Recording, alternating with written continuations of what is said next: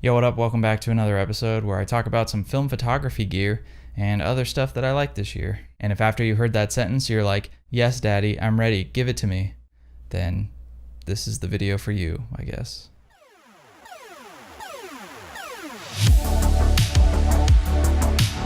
Well, it's that time of year again, when it's 115 degrees outside and I avoid going out to shoot like it's the plague. And actually, there's also a plague outside too. Instead, let's stay inside where we're safe from 2020 and discuss some cool people and gear. This one kind of goes without saying, but I'll say it anyway. Without a doubt, the camera that I've used nonstop this year is the Mamiya 7. It's just too perfect of a camera, and that's the problem. If it ever breaks or gets lost, I might have to shave my head, change my name, and sign up for the first rocket to Mars, because I'll be 100% done with Earth if I can't shoot the Mamiya 7 anymore. I have the 80mm f4 lens, and without a doubt, it is the sharpest lens I've ever used, corner to corner. The MAM 7 shoots 6x7 negatives on medium format or 120 film, and it does it all by being a lightweight rangefinder camera, which means it doesn't have a huge mirror in it that slaps up and slaps down every time you take a shot, unlike a certain 6x7 camera that shall remain nameless. Possibly the only qualm I have with the Mamiya 7, besides its sky-high price, is that the lens doesn't collapse down into the body like it did on the Mamiya 6. It's possible that Mamiya ditched that design because they realized it reminded everyone of a certain bodily appendage on a cold day, but nevertheless, it would have been a really cool thing to have, especially for travel. This is an obvious one to me. It's T. Hopper. Not only are her videos a wealth of information, but they're also aesthetically pleasing. She does a lot of the usual film and camera reviews, but what I think is pretty cool is she also does more commentary style videos, as well as, I guess you could call it, photography philosophy videos. You know, messing up with saturation and contrast in order to achieve it. You can actually do it naturally.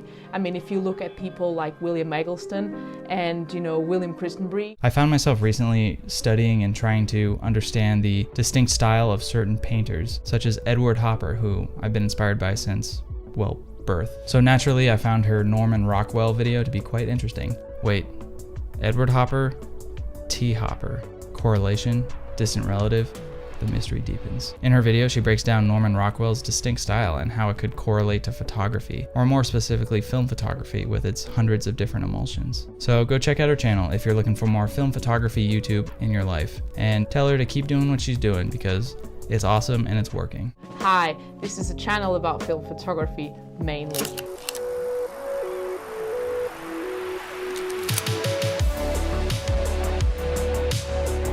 I picked up a few books this year because it's important to support other artists in the community, and it's also important to study every move they make so you can crush all your competitors. All jokes aside, one book definitely stands out to me. Walking Svalbard is Willem Verbeek's new book, zine, personal ice diary, whatever you want to call it. This is an obvious choice to me because not only have I always wanted to go to Svalbard, but I've also always wanted to be Willem Verbeek. Walking Svalbard is about Willem's one-week stint in the northernmost city in the world, Longyearbyen. Like my soul, the landscape was constantly encompassed in darkness and ice because Svalbard is in the Arctic Circle. Willem shot all these photos on his Mamiya RZ6-7, which is impressive to me because I don't know a whole lot of people that like walking around with that camera. The book is beautiful and honestly, truly one of a kind. The snowy, transparent cover that they did is really goddamn cool. Here's a pro tip for this book: stick it in the freezer overnight and then read it. It'll really feel like you're in the Arctic Circle.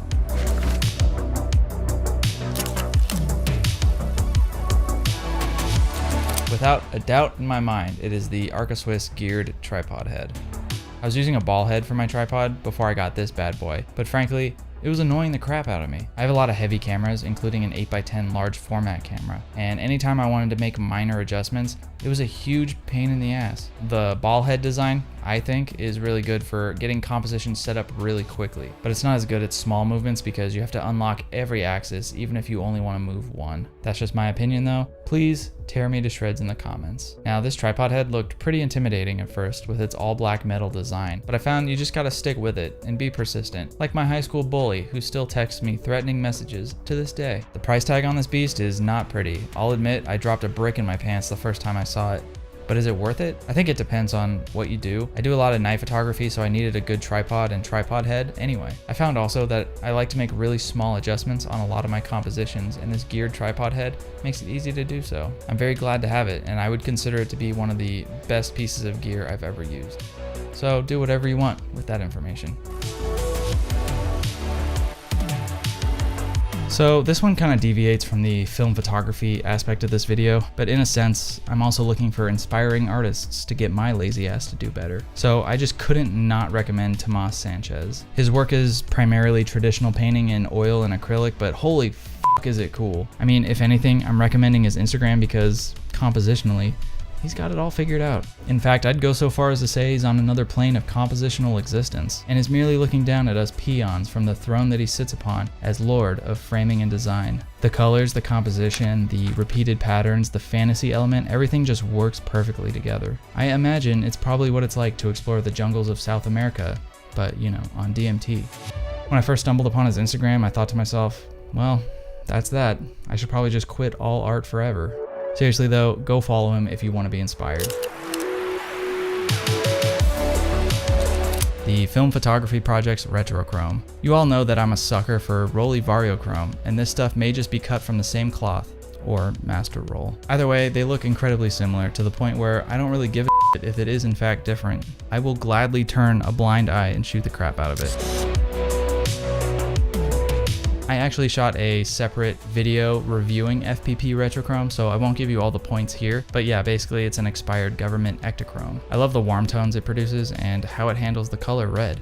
I also like how it renders cooler tones like shadows. Spoiler alert, it turns them purple. I'm guessing there's only a limited amount of stock of this stuff left in the world, and I'm really not looking forward to the day that it runs out. So I've gone ahead and bought about 30 rolls. I hope that tells you something about how desperate and clingy I am as a person. So that's about it. I don't know what I hope you gained from this video, but at the very least, I hope you learned something or at least started following someone who is undeniably cooler than me. I'll see you next year for Photography Favorites 2021, assuming this year's grand finale isn't a huge asteroid impact.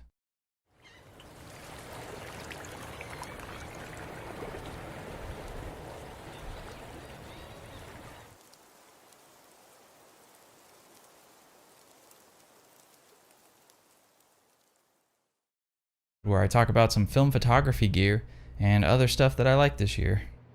Oh, that rhymed.